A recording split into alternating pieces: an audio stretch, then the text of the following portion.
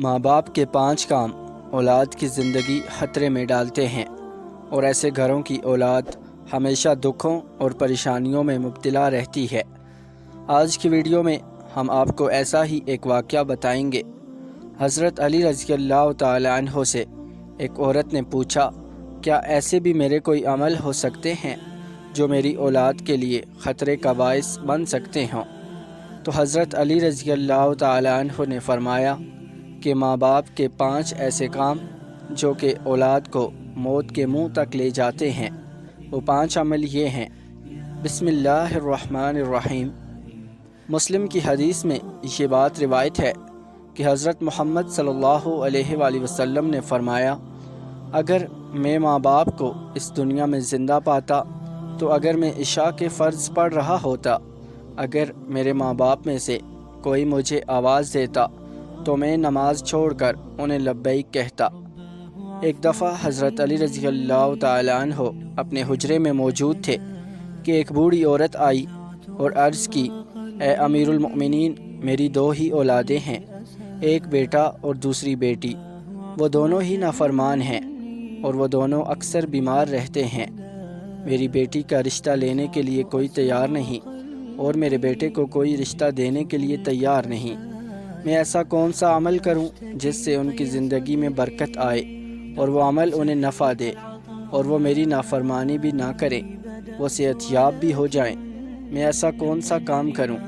کیونکہ وہ دونوں نافرمان ہیں، میرا کہا نہیں مانتے۔ میرا بیٹا شراب اور دیگر گناہ بھی کرتا ہے، وہ دونوں دین اسلام سے مطابقت نہیں رکھتے۔ اے امیر المؤمنین، مجھے کوئی ایسا عمل بتائیں جس سے وہ دونوں راہ راست پر آ جائیں، دونوں کے رشتے بھی ہو جائیں، وہ فرما بردار بن جائیں اور دونوں صحت مند بھی ہو جائیں۔ حضرت علی رضی اللہ تعالی عنہ نے اس عورت سے فرمایا کہ ماں باپ کے 5 ایسے عمل جن کی وجہ سے اولاد بھی متاثر ہوتی ہے۔ وہ 5 عمل ایسے ہیں جس سے اولاد کا تعلق جڑ جاتا ہے۔ حضرت علی رضی اللہ تعالی عنہ نے فرمایا، اگر ماں باپ یہ عمل کرتے ہیں تو ان کے عملوں کی وجہ سے اولاد بھی اس جرم میں شریک کر دی جاتی ہے۔ اس خاتون نے پوچھا، وہ 5 عمل کون سے ہیں؟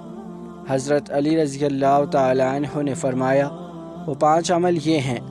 نمبر 1، جس گھر میں والدین قرآن مجید کو سمجھنے کے باوجود اس کی تلاوت نہ کریں تو ایسے والدین تو اللہ کے عذاب کے مستحق ہوتے ہی ہیں، لیکن اس کی سزا ان کی اولاد کو بھی ملتی ہے۔ ایسے والدین کی اولاد نافرمان بے حیا ہو جاتی ہے۔ ناظرین، یہاں آپ کو بتاتے چلیں کہ سزا سے مراد یہ ہے کہ ان کو دنیاوی زندگی میں پریشانیوں کا سامنا کرنا پڑتا ہے، جیسا کہ روزگار کا نہ ملنا، رشتے کا نہ ہونا اور گھر میں سکون جیسی نعمت کا نہ ہونا وغیرہ۔ ہم لوگ اگر اپنے گھروں میں دیکھیں کہ ہم اس کتاب کو کتنا وقت دیتے ہیں، قرآن مجید جو کہ اللہ تعالیٰ کی آخری کتاب ہے اور حضرت محمد مصطفیٰ صلی اللہ علیہ وآلہ وسلم پر نازل ہوئی، جو کہ قیامت تک کے مسلمانوں کے لیے ہدایت کا منبع ہے اور دنیاوی مسائل کا حل مکمل تفصیل کے ساتھ اس میں موجود ہے، لیکن افسوس کہ ہم صرف رمضان میں قرآن کو پڑھتے ہیں یا پھر جب کوئی فوتگی ہو جائے۔ قرآن مجید ہمارے گھروں میں موجود ہوتا ہے اور اس پر دھول جم جاتی ہے، مگر ہم اسے کھول کر پڑھنے کی کوشش نہیں کرتے۔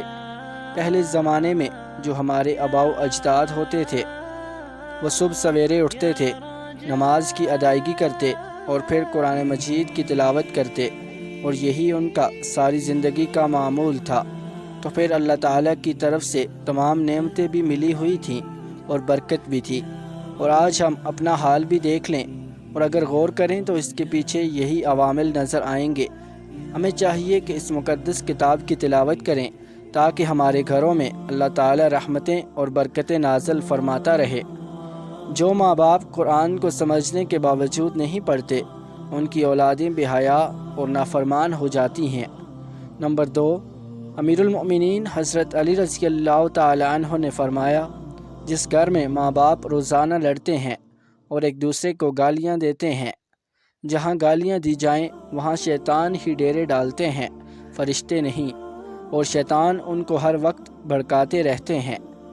ناظرین، آپ اپنے گلی محلے میں اس بات کا آسانی سے مشاہدہ کر سکتے ہیں کہ جو ماں باپ ہمیشہ لڑتے رہتے ہیں ان کی اولاد سرکش اور بدتمیز ہو جاتی ہے، اور میاں بیوی کی یہ ناچاکی پورے گھر کو جلا دیتی ہے۔ آپ خود سوچیں کہ جس گھر میں ہر وقت شیطان کا بسیرا ہو، فرشتے وہاں نہ آئیں، تو ایسا گھر تو جہنم ہی ہوگا، کیونکہ فرشتے تو یہودیوں اور مشرکوں کے گھروں میں نہیں آتے۔ حضور نبی کریم صلی اللہ علیہ وآلہ وسلم کا فرمان اقدس ہے، ایک دوسرے کو گالیاں دینا اسلام میں حرام ہے۔ والدین کو دیکھ کر اولاد جوان ہوتی ہے، جیسا طرز عمل والدین کا ہوگا اولاد بھی ویسی ہی ہوگی۔ جن بچوں نے ساری عمر اپنے والدین کو لڑائی جھگڑا کرتے، گالیاں دیتے دیکھا، تو ایسی اولاد سے والدین کیسے توقع رکھ سکتے ہیں کہ ان کی اولاد فرما بردار ہوگی؟ اسی لیے حضرت علی رضی اللہ تعالیٰ عنہ نے فرمایا کہ ماں باپ کو چاہیے کہ دین اسلام میں بات چیت کے جو طریقے بتائے گئے ہیں ان پر عمل کریں، تاکہ ان کی اولادوں کی تربیت درست طریقے سے ہو۔ اس طرح آپ کی اولادیں نافرمان اور بے حیا نہیں ہوں گی۔ اپنے گھروں میں نیکی کی باتیں پھیلائیں، اپنی اولاد کو نیکی کا درس دیں، اپنی بیٹیوں کو حضرت فاطمہ الزہرا سلام اللہ علیہا اور حضرت عائشہ صدیقہ رضی اللہ تعالیٰ عنہا کے واقعات بتایا کریں، ان کے طرز زندگی کے متعلق بتایا کریں، تاکہ ہماری بیٹیاں باحیا اور پردہ دار ہوں۔ نمبر 3، مولا علی رضی اللہ تعالیٰ عنہ فرماتے ہیں کہ ماں باپ کی بے پردگی کی وجہ سے ان کی اولادوں پر بیماریوں کا حملہ ہوتا ہے۔ حدیث صحیح بخاری میں حضرت ابو ہریرہ رضی اللہ تعالیٰ عنہ سے روایت ہے کہ نبی کریم صلی اللہ علیہ وآلہ وسلم نے فرمایا کہ پردہ دار عورت پر جنت واجب ہے، جبکہ بے پردہ عورت پر جہنم واجب ہے۔ جس گھر میں بے حیائی اور بے پردگی ہوتی ہے تو اللہ کے فرشتے ایسے گھروں میں رہنے والوں کے لیے بد دعا کرتے ہیں، اور شیطان ایسے گھروں کو اپنا بسیرا بنا لیتے ہیں۔ جہاں بے پردگی عام ہو، اس گھر کی اولادیں بے حیا، نافرمان اور غلط کاموں کا شکار ہو جاتی ہیں۔ یہی نہیں بلکہ پریشانیاں اور مصیبتیں ایسی اولاد کا مقدر بنتی ہیں۔ یہ ان کے والدین کی بے پردگی کی وجہ سے ہوتا ہے۔ جس گھر میں بے حیائی ہوتی ہے وہاں اللہ کی برکت و رحمت نہیں ہوتی۔ ایسے ماں باپ کی اولادیں فتنوں اور بلاؤں سے محفوظ نہیں رہ سکیں گی، کیونکہ اللہ کے فرشتے جو کہ ان فتنوں کو روکتے ہیں وہ تو اس گھر سے چلے جاتے ہیں۔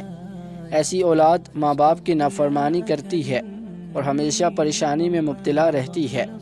ماں باپ کو چاہیے کہ وہ پردے کا خاص خیال رکھیں تاکہ ان کی اولاد بھی ان کی پیروی کرے۔ آپ نے مشاہدہ کیا ہوگا کہ آپ کے ارد گرد جو ماں باپ پردے کا خیال نہیں رکھتے تو ان کی باتیں زبان زد عام ہوتی ہیں۔ اکثر عورتیں یہ کہتی ہوئی دکھائی دیتی ہیں کہ پردہ دل کا ہونا چاہیے، تو ایسی عورتوں کو اللہ کے غضب سے ڈرنا چاہیے کہ کیا ان کا دل حضرت فاطمہ الزہرا اور حضرت عائشہ رضی اللہ تعالیٰ عنہ کے دل سے زیادہ پاک ہے؟ اگر ان کے لیے پردے کا حکم تھا تو آج کی خواتین اپنے آپ کو کس جگہ پر دیکھتی ہیں؟ ناظرین، اپنی بیٹیوں کو حضرت فاطمہ الزہرا سلام اللہ علیہا کے متعلق بتائیں، ان کے کردار کے بارے میں تعلیمات دیں اور اپنی بیٹیوں کو سمجھائیں کہ ان کی رول ماڈل کسے ہونا چاہیے۔ ناظرین، یہ یہودیوں کی چال ہے کہ جدت کے نام پر بے حیائی کو مسلم معاشرے کے اندر پروان چڑھانا۔ آج کے دور میں اپنی بیٹیوں کو اس معاشرے میں پروان چڑھانا ماں باپ کے لیے انتہائی مشکل ہو گیا ہے، اور ایک نیک انسان کے لیے تو اپنے آپ کو اس بے پردگی سے بچانا بھی انتہائی مشکل ہے۔ یہ جدت کے نام پر ہمارے معاشرے کے اندر زہر گھول دیا گیا ہے، اور آپ جانتے ہی ہیں کہ اسلام کے نام پر بننے والے ہمارے ملک عظیم میں کیا کچھ نہیں ہو رہا۔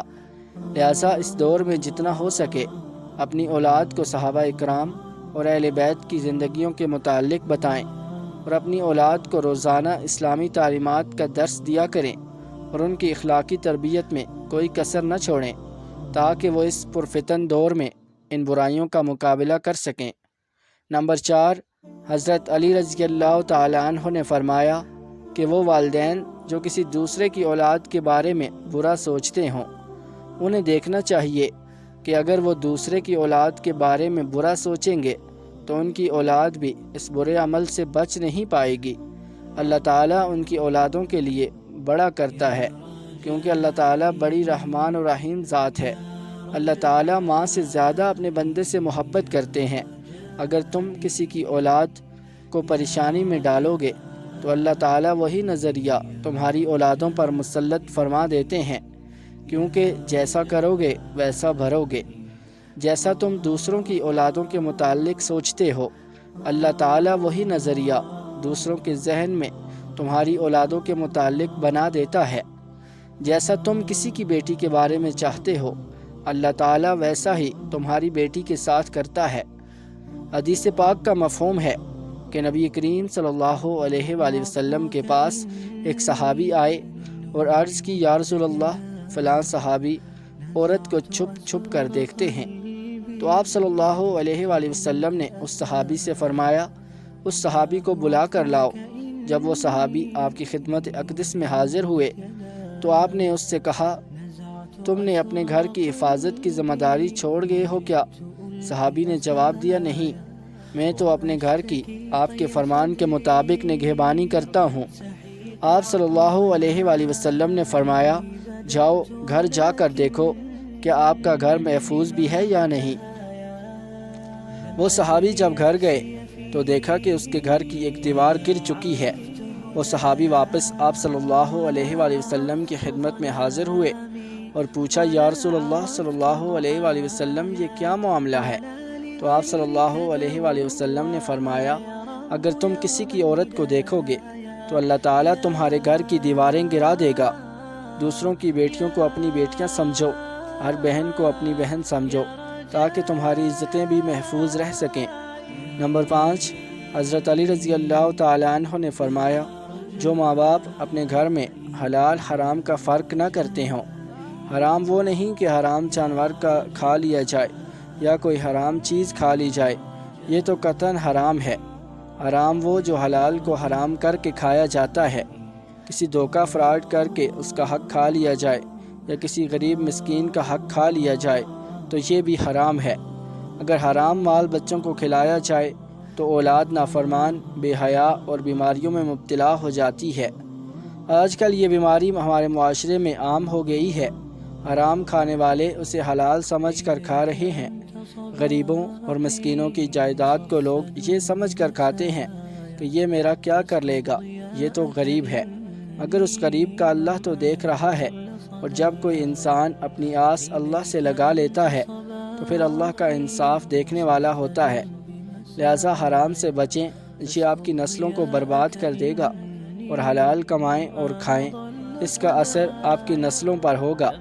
اللہ تعالی ہم سب کو رزق حلال کمانے کی توفیق عطا فرمائے، آمین۔ ناظرین، اگر آپ کو ہماری ویڈیو اچھی لگی ہو تو اسے لائک کریں اور مزید ایسی اسلامی ویڈیوز کے لیے ہمارے چینل کو سبسکرائب کریں۔ شکریہ۔